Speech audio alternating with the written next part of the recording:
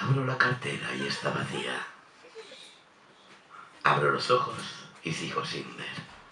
O presto toda la atención y nadie me la devuelve. A veces pago impuestos que son deudas que no hice nada por contraer.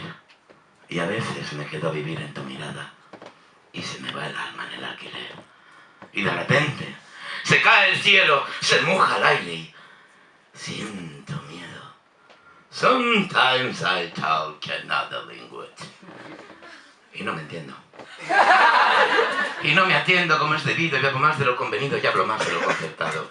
A veces me llaman para cambiar de compañía y abandono a mis amigos. A veces no tengo amigos, a veces vendo amigos. A veces descubro la verdad y se muere de frío.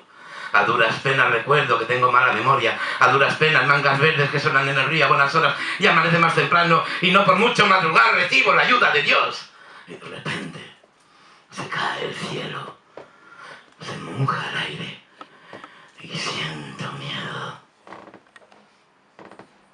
A veces me repito como un metrónomo.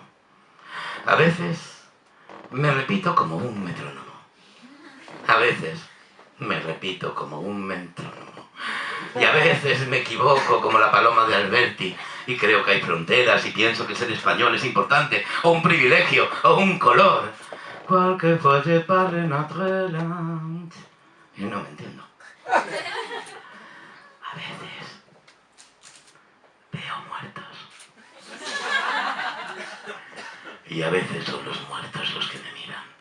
Y de repente se cae el cielo, se moja el aire y siento miedo. A veces pierdo el hilo. Y todo se hace más difícil porque no puedo coser y cantar. Y a veces, tic, soy un reloj. Tac. Y a veces, tic, soy un reloj. Tac. Y me repito como un metrónomo, y me repito como un metrónomo. Y entonces mido el tiempo. Su tartamudeo constante, su irse desovillando, su latido implacable. Y de repente se cae el cielo. Se moja el aire. Y siento